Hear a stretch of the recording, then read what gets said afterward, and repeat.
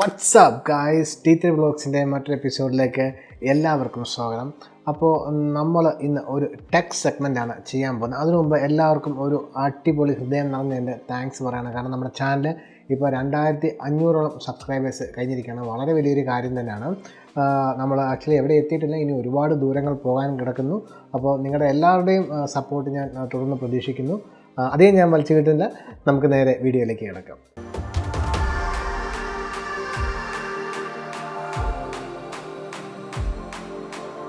അപ്പോൾ നമ്മൾ ഇന്ന് നോക്കാൻ പോകുന്നത് വിവോയുടെ തന്നെ ഏറ്റവും റെവല്യൂഷണറി ആയിട്ടുള്ള ഒരു ലേറ്റസ്റ്റ് പ്രൊഡക്റ്റായ വിവോ V15 Proയെ കുറിച്ചുള്ള കുറച്ച് ഡീറ്റെയിൽസും കാര്യങ്ങളൊക്കെയാണ്.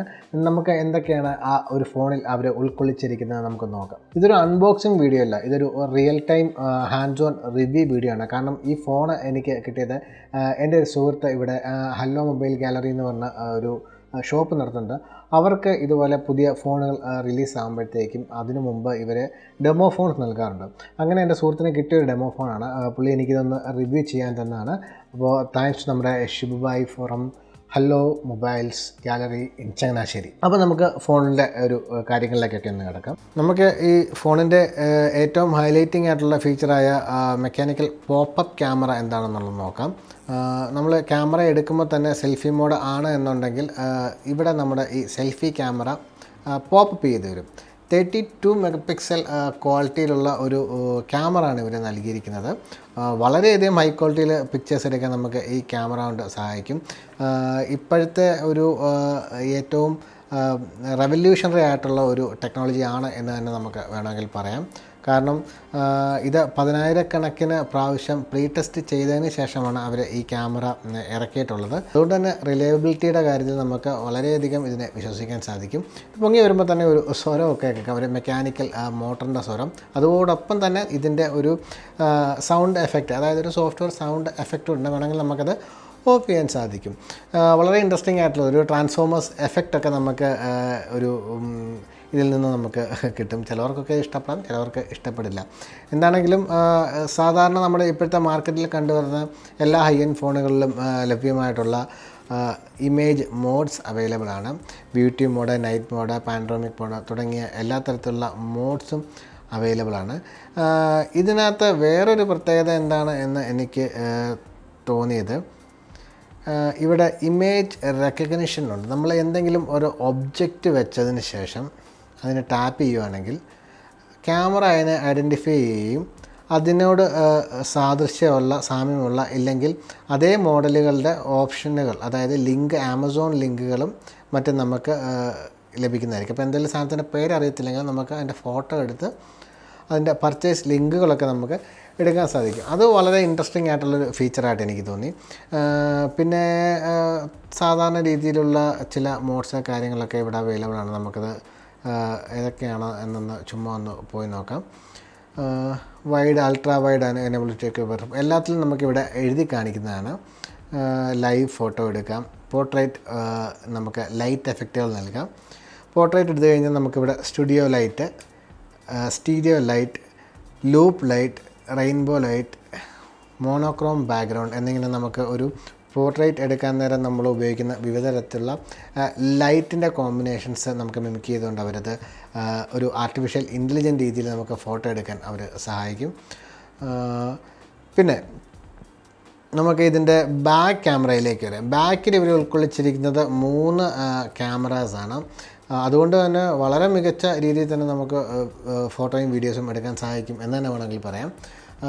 പ്രൈമറി ക്യാമറ നമുക്ക് 48 മെഗാപിക്സൽ 1.8 അപ്പച്ചറിലുള്ള ഒരു കോഡ് സെൻസറാണ് നൽകിയിരിക്കുന്നത്. അതുപോലെ തന്നെ തൊട്ട് താഴെ നമുക്ക് ഒരു 13mm അൾട്രാ വൈഡ് 8MB ലെൻസാണ്. നമുക്ക് വൈഡായിട്ടുള്ള പിക്ചറുകളും കാര്യങ്ങളും ഒക്കെ എടുക്കുന്നതിന് ലെൻസ് സഹായിക്കും. പിന്നെ ഒരു ഡെപ്ത് ഓഫ് ഫീൽഡ് ലഭിക്കുന്നതിന് വേണ്ടിയിട്ടുള്ള 5MB 2.4 അപ്പച്ചർ ഒരു സെൻസറാണ് നമുക്ക് മൂന്നാമത്തെ ക്യാമറയിൽ ലഭിക്കുന്നത്. വളരെ വൈഡ് ഓപ്പൺ ആയിട്ടുള്ളൊരു ലെൻസുകളായത് കാരണം തന്നെ നമുക്ക് നൈറ്റ് ഫോട്ടോഗ്രാഫിക്ക് വളരെയധികം ഉപകാരം ചെയ്യുന്ന ക്യാമറാസാണ് എന്ന് തന്നെ വേണമെങ്കിൽ പറയാം. നമുക്കിതിൻ്റെ വീഡിയോ ഓപ്ഷൻസ് എന്തൊക്കെയാണെന്ന് നോക്കാം. നമുക്ക് വീഡിയോ 4K ക്വാളിറ്റിയിലും ഫുൾ HD-യിലും 720pയിലും ഷൂട്ട് ചെയ്യാൻ സാധിക്കും. ഇപ്പോൾ എല്ലാ ഡിവൈസുകളുടെ സ്ക്രീനും ഒരു ബേസിക് ഫുൾ HD സ്ക്രീനിലേക്ക് വന്നിരിക്കുന്നുണ്ട്. കൂടുതലും ആളുകൾ 1080pയിലായിരിക്കും ഷൂട്ട് ചെയ്യുന്നത്. 720p ഒന്നും ഇപ്പോഴത്തെ ഒരു സമയത്ത് റെലവൻ്റ് അല്ല എന്ന് തന്നെ വേണമെങ്കിൽ നമുക്ക് പറയാം. അത് ഒരു ബേസിക് ഓപ്ഷൻ മാത്രമേ നമുക്ക് വീഡിയോയിൽ അവർ ഉൾക്കൊള്ളിച്ചിട്ടുള്ളൂ. മാത്രമല്ല 1080pയിൽ വളരെ മികച്ച രീതിയിൽ തന്നെ ഒരു ഇമേജ് സ്റ്റെബിലൈസേഷൻ ഉണ്ട് എന്ന് തന്നെ വേണമെങ്കിൽ പറയാം. ഇമേജുകളൊക്കെ നല്ല രീതിയിൽ തന്നെ വീഡിയോ എടുക്കുമ്പോൾ സ്റ്റേബിലൈസ്ഡ് ആയിട്ട് തന്നെയാണ് നമുക്ക് വീഡിയോസ് ലഭിക്കുന്നത്. പിന്നെ നമുക്ക് normal mode, slow motion mode, time lapse mode തുടങ്ങിയ സംഭവങ്ങളൊക്കെ എടുക്കാം. വീഡിയോ, ഫേസ് ബ്യൂട്ടി തുടങ്ങിയ ഇപ്പോൾ കണ്ടുവരുന്ന എല്ലാ തരത്തിലുള്ള സംഭവങ്ങളും ഈ ക്യാമറയിലും ഉൾക്കൊള്ളിച്ചിട്ടുണ്ട്. പോപ്പപ്പ് ക്യാമറ ആയതുകൊണ്ട് തന്നെ നമുക്ക് ഇതിൻ്റെ ഏറ്റവും എഡ്ജിലായിട്ടാണ് അവർ സ്പീക്കർ കൊടുത്തിരിക്കുന്നത്. ബാക്കിയുള്ള മറ്റ് സെൻസറും കാര്യങ്ങളും എല്ലാം ആ ഒരു എഡ്ജിൽ തന്നെ ആയതുകൊണ്ട് നമുക്ക് ഏകദേശം ഒരു വലിയ രീതിയിൽ തന്നെ സ്ക്രീൻ ഇവിടെ ലഭ്യമാകുന്നുണ്ട്. ഇതിൻ്റെ പ്രോസസ്സർ എന്ന് പറഞ്ഞാൽ സ്നാപ്ഡ്രാഗൺ 675 ചിപ്സെറ്റാണ് ഇവർ ഉൾക്കൊള്ളിച്ചിരിക്കുന്നത്. അത് തന്നെ ഏറ്റവും ലേറ്റസ്റ്റ് ആയിട്ടുള്ള ഒരു ഹൈ സ്പീഡ് കപ്പാസിറ്റി ഉള്ള ഒരു പ്രോസസ്സറാണ്. ഗെയിമേഴ്സിനൊക്കെ വളരെ നല്ല രീതിയിൽ തന്നെ പെർഫോമൻസും ഡ്രോപ്പ് ഫ്രെയിമും ഒന്നും ഇല്ലാത്ത രീതിയിൽ നല്ല രീതിയിൽ ലാഗൊന്നും ഇല്ലാതെ കളിക്കാൻ സാധിക്കും ഈ ഒരു പ്രോസസ്സർ കൊണ്ട്. ഏറ്റവും ലേറ്റസ്റ്റ് പ്രോസസ്സർ ആയതുകൊണ്ട് തന്നെ ഇതിൻ്റെ ഒരു അഡ്വാൻസ്ഡ് വേർഷനിൽ നിന്നുള്ള കമ്പാരിസൺ നമുക്ക് ഇനിയുള്ള മോഡലിൽ നിന്നും നോക്കിയേ നമുക്ക് പറയാൻ സാധിക്കും. എന്നിരുന്നാൽ തന്നെയും വളരെ നല്ല രീതിയിൽ തന്നെ പെർഫോമൻസ് നൽകുന്ന ഒരു ഏറ്റവും ലേറ്റസ്റ്റ് ആയിട്ടുള്ള പ്രോസസ്സർ എന്നാണ് സ്നാപ്ഡ്രാഗൺ 675. ഇപ്പോഴത്തെ ഒരു ട്രെൻഡ് എന്ന് പറഞ്ഞാൽ നിങ്ങൾക്കറിയാമല്ലോ, ഏറ്റവും കൂടുതൽ ബോഡി ടു സ്ക്രീൻ റേഷ്യോ ഉള്ള ഫോണുകളാണ് ഇപ്പോൾ മാർക്കറ്റിൽ കൂടുതലും ഇറങ്ങുന്നത്. നമുക്ക് ആദ്യം ഒരു വാട്ടർ ഡ്രോപ്പ് നോച്ച് വെച്ചിട്ട് കുറച്ച് ഫോണുകൾ ഇറങ്ങി. ഇതിൻ്റെ തൊട്ടുപുറയിലത്തെ പല ഫോണുകളും വാട്ടർ ഡ്രോപ്പ് നോച്ചാണ്. വിവോയും ഓപ്പോയും സാംസങ്ങും എല്ലാം അങ്ങനെ ഒരു നോച്ച് വെച്ചിട്ട് ഇറങ്ങി. അപ്പോൾ ഈ നോച്ചിലാണ് അവർ നമ്മുടെ സെൽഫി ക്യാമറ ഘടിപ്പിച്ചിരുന്നത്. അതുകൊണ്ട് തന്നെ ഏകദേശം ഒരു 85% ബോഡി ടു സ്ക്രീൻ റേഷ്യോ വരുന്ന ഫോണുകളാണ് നിലവിലുണ്ടായിരുന്നത്. അതിനുശേഷം പിന്നീട് പഞ്ച് ഹോൾ ഡിസ്പ്ലേ എന്ന് പറഞ്ഞിട്ട് അവർ ഒരു പുതിയൊരു സെഗ്മെൻ്റ് ഇറക്കി. അതായത് സ്ക്രീനിൽ തന്നെ ഒരു ചെറിയ ഹോൾ ഇടുകയും സെൽഫി ക്യാമറ ആ സ്ക്രീനിൻ്റെ പുറകിൽ വെച്ചുകൊണ്ട് തന്നെ നമുക്ക് ഒരു ഫുൾ ബോഡി റേഷ്യോ ലഭിക്കുന്ന രീതിയിൽ നമുക്ക് ഫോണുകൾ ഇറങ്ങുകയും ചെയ്തു. പക്ഷേ അത് ഒരു തീരെ കൺവിൻസിങ് ആയ മോഡലുകൾ ആയിരുന്നില്ല. അതുകൊണ്ട് തന്നെയാണ് ഇങ്ങനെ ഒരു പോപ്പപ്പ് ക്യാമറയിലേക്ക് കമ്പനികൾ ചിന്തിച്ചു തുടങ്ങിയത്. ഇതിൻ്റെ ഏറ്റവും വലിയൊരു ഹൈലൈറ്റ് തന്നെയാണ്. ഇതിനു മുമ്പ് ചില മോഡൽ ഇറങ്ങിയിട്ടുണ്ടെങ്കിലും ആദ്യമായിട്ട് ലോഞ്ച് ചെയ്യുന്ന കൂട്ടത്തിൽ പ്രാക്ടിക്കലായിട്ട് ഫോണുകൾ ഇറങ്ങിയ ഒരു മോഡൽ തന്നെയാണ് V15 Pro എന്ന് വേണമെങ്കിൽ നമുക്ക് പറയാം. നമുക്ക് അതിലേക്കൊക്കെ പിന്നീട് വരാം. ഇപ്പോൾ നമുക്ക് ആദ്യം ഈ ഫോണിൻ്റെ ചില ഡിസൈനുകളും കാര്യങ്ങളെ പറ്റിയൊക്കെ ഒന്ന് നോക്കാം. ഡിസ്പ്ലേ സൈസ് എന്ന് പറയുന്നത് 6.39 ഇഞ്ചാണ് ഇതിൻ്റെ ഡിസ്പ്ലേ സൈസ് വരുന്നത്. റെസൊല്യൂഷൻ എന്ന് പറയുന്നത് 1080x2316 പിക്സലാണ്. 43 ppi ഡെൻസിറ്റിയാണ് നമുക്ക് ഈ സ്ക്രീനിൽ ലഭിക്കുന്നത്. ഇതിന് 2 വേരിയൻ്റാണ് കളർ അവൈലബിൾ ആയിട്ടുള്ളത്. ഒന്ന് ബ്ലൂവും മറ്റൊന്ന് റെഡും. ഇതാണ് ബ്ലൂ ഗ്രേഡിയൻ്റാണ്. നമുക്ക് ഈ വെട്ടത്തിൻ്റെ അനുസരിച്ച് ഒരു കളർ കോമ്പിനേഷൻസ് അറിയാൻ സാധിക്കും. ഇതിപ്പോൾ ബ്ലൂ ആണെങ്കിലും ചെറിയൊരു മജന്ത ഫീലിങ്ങും കൂടെ നമുക്ക് ഈ ഒരു ഇതിൻ്റെ ബാക്കിൽ കാണാൻ സാധിക്കും. പെട്ടെന്ന് നമുക്ക് ഫിംഗർ പ്രിൻറ്റ്സ് ഇതിനകത്ത് വരുന്ന ഒരു പ്രശ്നം കാണുന്നുണ്ട്. എനിവേസ് എല്ലാവരും ഒരു കവറിട്ടായിരിക്കും ഉപയോഗിക്കുന്നത്. ഇതിൻ്റെ കൂടെ ഒരു കവർ ലഭ്യമാണ്. പിന്നെ ഇതിനകത്ത് ഇൻബിൽറ്റ് ഫിംഗർ പ്രിൻറ്റ് സ്കാനർ ഇവർ ഉൾക്കൊള്ളിച്ചിട്ടുണ്ട്. വളരെ ഹൈ സ്പീഡായിട്ടുള്ള ഒരു ഫിംഗർ പ്രിൻറ്റ് സ്കാനറാണ് ഇൻ സ്ക്രീനിൽ ഇവർ ഉൾക്കൊള്ളിച്ചിരിക്കുന്നത്. അറ്റ് ടച്ചിൽ തന്നെ അൺലോക്ക് ചെയ്യുന്നത് നമുക്ക് ഇവിടെ കാണാൻ സാധിക്കും. അതിൻ്റെ കൂടെ തന്നെ ഒരു ചെറിയ ഒരു ലൈറ്റ് എഫക്റ്റൊക്കെ സൈഡിൽ വരുന്നുണ്ട്. വളരെ ഹൈ സ്പീഡ് ഒരു റീഡിങ് തന്നെയാണ് ഇവിടെ നടക്കുന്നത് നമുക്ക് പറയാം. എന്തായാലും വളരെ ഇമ്പ്രസീവ് ആയിട്ടുള്ളതാണ്. വിത്തിൻ മില്ലി സെക്കൻഡ്സ് ഓഫ് ഫ്രാക്ഷൻസിൻ്റെ ടൈമിലാണ് ആ ഒരു ഫിംഗർ പ്രിൻറ്റ് സ്കാനിങ് അവിടെ നടക്കുന്നത്. പിന്നെ ഇതിൻ്റെ മറ്റൊരു പ്രത്യേകത എന്തെന്ന് വെച്ച് കഴിഞ്ഞാൽ നമ്മുടെ സിം സ്ലോട്ടും മെമ്മറി കാർഡ് സ്ലോട്ടും ഇവിടെ സെപ്പറേറ്റ് ആണ് കൊടുത്തിരിക്കുന്നത്.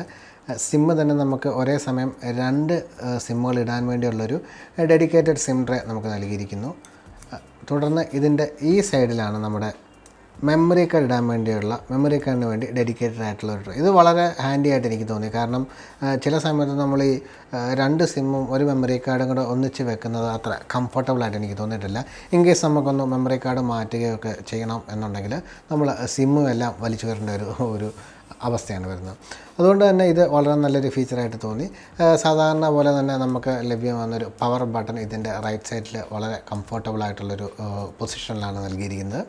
പിന്നെ നമ്മുടെ വോളിയം കൺട്രോൾ ബട്ടൺസും ഇവിടെ കാണാൻ സാധിക്കും. അതുപോലെ തന്നെ നമുക്ക് ഇവിടെ ഒരു ഡെഡിക്കേറ്റഡ് ആപ്ലിക്കേഷൻ ബട്ടണുണ്ട്. അത് പ്രസ് ചെയ്താൽ തന്നെ നമുക്ക് സെർച്ച് ചെയ്യാനുള്ള ഒരു ഗൂഗിളിൻ്റെ ആപ്ലിക്കേഷനാണ് പോപ്പപ്പ് ആകുന്നത്. ഇവിടെ നിന്ന് നമുക്ക് ആവശ്യമുള്ള കാര്യങ്ങൾ എല്ലാം തന്നെ ഫോണിനെ കൺട്രോൾ ചെയ്യുന്ന രീതിയിൽ ആസ് യൂഷ്വൽ നമുക്ക് ഇതിനകത്ത് ചെയ്യാവുന്നതാണ്. ഇൻ ദ ബോക്സ് നമുക്ക് ലഭിക്കുന്നത് ഒരു ചാർജർ ലഭിക്കും, പിന്നെ ഒരു ഹെഡ്സെറ്റ് ഉണ്ട്, മാനുവലും, പിന്നെ നമുക്ക് ഒരു കവറും ഇതിൻ്റെ കൂടെ ലഭിക്കുന്നതായിരിക്കും.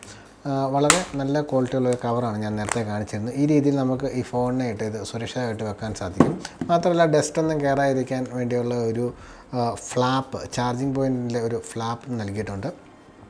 അത് വളരെ നല്ലതായിട്ട് തോന്നി. കാരണം ചില സമയത്തൊക്കെ പൊടികളൊക്കെ കയറി പെട്ടെന്ന് നമ്മുടെ ഫോണുകളുടെ പോർട്ടുകളൊക്കെ കേടാകാറുണ്ട്. പിന്നെ നമ്മുടെ ഈ മെക്കാനിക്കൽ ക്യാമറയുടെ കാര്യത്തിൽ ചെറിയ ടെൻഷനുണ്ട്. കാരണം ഫോൺ അബദ്ധവശാൽ നമ്മൾ ഫോട്ടോ എടുക്കുന്ന സമയത്ത് കയ്യിൽ നിന്ന് താഴെ പോവുകയോ വല്ലതും ചെയ്യുകയാണെങ്കിൽ ഈ ക്യാമറ മെക്കാനിക്കൽ ഡാമേജ് ആകാൻ സാധ്യതയുണ്ട്. അതൊരു ടെൻഷൻ തന്നെയാണ്. 6GB 128GB വേരിയേഷനാണ് ഇപ്പോൾ ഈ ക്യാമറ. ഇതിൻ്റെ 8GBയും അവൈലബിൾ ആണ്. നമുക്ക് ഏകദേശം ഒരു 256GB വരെ ഇതിൻ്റെ മെമ്മറി കാർഡ് സ്ലോട്ട് എക്സ്പാൻഡ് ചെയ്യാൻ സാധിക്കും. മാത്രമല്ല ഈ ഫോണിൻ്റെ ഡിസ്പ്ലേ ഇത്രയും വലുതായതുകൊണ്ട് തന്നെ അവർ അത്യാവശ്യം തരക്കേടില്ലാത്ത രീതിയിൽ ഒരു ബാറ്ററിയാണ് ഇതിനകത്ത് നൽകിയിരിക്കുന്നത്. 3700 mAh കപ്പാസിറ്റിയുള്ള ബാറ്ററിയാണ്. ഒരു ഫുൾ ഡേ ഇൻ്റർനെറ്റ് യൂസിൽ, അത്യാവശ്യം മോഡറേറ്റ് യൂസിലാണെങ്കിൽ നമുക്കൊരു ഫുൾ ഡേ ഇതിനകത്തൊന്നും ബാക്കപ്പ് ലഭിക്കും. നമുക്കെൻ്റെ ഫോട്ടോ ക്വാളിറ്റി ഒന്ന് നോക്കാം. അത്യാവശ്യം ഡെപ്തുള്ള ഫോട്ടോ ആണെങ്കിൽ തന്നെ ഒരു പരിധി കഴിഞ്ഞാൽ സൂം ചെയ്യുമ്പോൾ ഇമേജസ് പൊട്ടിപ്പോകുന്നതായിട്ട് കാണാൻ നമുക്ക് പറ്റുന്നുണ്ട്. വളരെ മികച്ചത് എന്ന് നമുക്ക് പറയാൻ സാധിക്കില്ല, എന്നാലും വളരെ മനോഹരമായ രീതിയിൽ തന്നെ ക്വാളിറ്റി ഉള്ളൊരു ക്യാമറ ആണ് എന്ന് തന്നെ ആണെങ്കിൽ നമുക്ക് പറയാം. പിന്നെ ഇതിൻ്റെ വീഡിയോ ക്വാളിറ്റിയിലേക്ക് വരുമ്പോൾ നമുക്ക് വളരെ മികച്ച രീതിയിൽ തന്നെ ഡൈനാമിക് റേഞ്ച് ലഭിക്കുന്ന രീതിയിലാണ് ഇതിൻ്റെ വീഡിയോ ഔട്ട് വരുന്നത്. കാരണം നമുക്ക് ഇവിടെ കാണാൻ സാധിക്കും അത്യാവശ്യം വെല്ലായിട്ട് തന്നെ സ്കൈ എക്സ്പോസ്ഡ് ആയിട്ടുണ്ട്. അതുപോലെ തന്നെ നമുക്ക് ഫേസിലും നല്ല രീതിയിൽ ഡീറ്റെയിൽസും കാര്യങ്ങളും കാണാൻ സാധിക്കും. പുറകിൽ ഫോക്കസ് അത്ര അങ്ങോട്ട് ബ്ലറായി പോയിട്ടില്ല. അതുകൊണ്ട് തന്നെ വളരെ മികച്ച രീതിയിലൊരു ഡൈനാമിക് റേഞ്ചുള്ള വീഡിയോസ് ഇതിൽ നിന്ന് നമുക്ക് കിട്ടുന്നതായിട്ട് സാധിക്കും. അത് ഈ ആർട്ടിഫിഷ്യൽ ഇൻ്റലിജൻസ് അഥവാ അതിൻ്റെ ഫിൽറ്റേഴ്സിൻ്റെ ഒരു മെച്ചം തന്നെയാണ് ഈ രീതിയിൽ വെൽ എക്സ്പോസ്ഡ് ആയിട്ട് വീഡിയോസ് എടുക്കാൻ സാധിക്കുന്നത്. എന്തായാലും പ്രൈസ് റേഞ്ചിൻ്റെയും ക്വാളിറ്റിയുടെയും കാര്യത്തിൽ വളരെ ഒരു പ്ലീസിങ് ആയിട്ടുള്ളൊരു ഫോൺ സെഗ്മെൻറ്റ് തന്നെയാണ് വിവോയുടെ V15 Pro എന്ന് പറയുന്ന ഈ ഒരു ഫോൺ. നിലവിലുള്ള മറ്റു പല ഫോൺ ക്യാമറകളെ അപേക്ഷിച്ച് വളരെ റെവല്യൂഷണറി ആയിട്ടുള്ള ഒരു സ്റ്റെപ്പാണ് വിവോ ഇപ്പോൾ ഈ ക്യാമറയിലൂടെ നമുക്ക് എത്തിച്ചു തന്നിരിക്കുന്നത്. എന്തായാലും വളരെ ഒരു സാറ്റിസ്ഫൈഡ് ആയിട്ടുള്ള ഒരു ഫോൺ തന്നെയാണിത്. ഞാനിതൊരു 2 ദിവസമായിട്ട് ഞാനിപ്പോൾ ഇത് ഉപയോഗിക്കുന്നുണ്ട്. അതുകൊണ്ട് തന്നെ എനിക്ക് ഇതിൻ്റെ ഒരു റിയൽ വേൾഡ് റിവ്യൂ എന്ന് എനിക്കിതിന് പറയാൻ പറ്റും. ഞാൻ നിലവിൽ ഉപയോഗിച്ച് വരുന്നത് വിവോയുടെ തന്നെ V7 Plus എന്ന് പറയുന്നൊരു മോഡലാണ്. വളരെ മികച്ച രീതിയിൽ തന്നെ അതിൽ നമുക്കൊരു ബാറ്ററി ബാക്കപ്പും കാര്യങ്ങളും ഒക്കെ ലഭിക്കുന്നതുകൊണ്ട് ഞാൻ വേറൊരു ഫോണിലേക്ക് സ്വിച്ച് ചെയ്യുന്നതിനെ പറ്റി ആലോചിച്ചിട്ടില്ല. പക്ഷേ ഓഫ് കോഴ്സ് അതിൻ്റെ ക്യാമറ ക്വാളിറ്റി എന്ന് പറയുന്നത് എനിക്ക് അത്ര ഒരു സാറ്റിസ്ഫൈഡ് അല്ലാത്തത് കൊണ്ട് എനിക്ക് ഈ ഒരു ഫോണിലേക്ക് ഒരു ജമ്പ് ചെയ്താൽ ഒരു ചെറിയ താല്പര്യമുണ്ട്. എന്തായാലും പ്രൈസ് റേഞ്ചിൻ്റെയും ക്വാളിറ്റിയുടെയും പിക്ചറിൻ്റെയും സ്ക്രീനിൻ്റെയും എല്ലാം വെച്ച് നോക്കുമ്പോൾ ഇപ്പോൾ സെഗ്മെൻറ്റുള്ളതിൽ വെച്ച് തന്നെ ഏറ്റവും നല്ല ഒരു ക്വാളിറ്റി പ്രൊഡക്റ്റ് ആണ് എന്ന് തന്നെ നമുക്ക് വേണമെങ്കിൽ പറയാം. ഈ phone out of the box വരുന്നത് തന്നെ ഒരു സ്ക്രീൻ ഗാർഡ് ഒട്ടിച്ചിട്ടാണ്. പക്ഷേ ഇതൊരു പ്ലാസ്റ്റിക് സ്ക്രീൻ ഗാർഡാണ്, ടെമ്പേർഡ് അല്ല. കാരണം ഈ ഫോൺ ഓൾറെഡി ലോഞ്ച് ആയതുകൊണ്ട് ഇതിൻ്റെ പ്രോപ്പർ അക്സസറീസ് ഒന്നും ആയി തുടങ്ങിയില്ല. എന്നിരുന്നാലും ഇതിൻ്റെ ചില സ്ക്രീൻ ഗാർഡും ഇതിൻ്റെ ബാക്ക് കവറിൻ്റെ ചില അക്സസറീസൊക്കെ ഞാൻ ലിങ്കിൻ്റെ ഡിസ്ക്രിപ്ഷനിൽ ഇടുന്നുണ്ട്. ആർക്കെങ്കിലും അത് വാങ്ങിക്കാൻ താല്പര്യം ഉണ്ടെങ്കിൽ ആ ലിങ്കിൽ പോയി ചെക്ക് ചെയ്താൽ മതി, ഡീറ്റെയിൽസും കാര്യങ്ങളും ഉണ്ടാവും. അപ്പോൾ നിങ്ങൾക്ക് എന്തായാലും ഈ വീഡിയോ ഇഷ്ടപ്പെട്ടു എന്ന് കരുതുന്നു. ഇഷ്ടപ്പെട്ടാൽ തീർച്ചയായും ലൈക്ക് ചെയ്യാൻ മറക്കരുത്. മാത്രമല്ല സബ്സ്ക്രൈബ് ചെയ്യുക. കാരണം തുടർന്നുള്ള വീഡിയോസ് അപ്ലോഡ് ചെയ്യുമ്പോൾ നിങ്ങൾക്ക് നോട്ടിഫിക്കേഷൻ കറക്റ്റായിട്ട് ലഭിക്കും. നിങ്ങളുടെ എന്തെങ്കിലും അഭിപ്രായങ്ങളും നിർദ്ദേശങ്ങളും ഉണ്ടെങ്കിൽ താഴെ കമൻറ്റ് ബോക്സിൽ രേഖപ്പെടുത്തുക. അപ്പം അടിപൊളി ട്രാവൽ ആൻഡ് ടെക് ടിപ്സ് വീഡിയോസിന് വേണ്ടി കാത്തിരിക്കുക. See you in the next video. Bye-bye.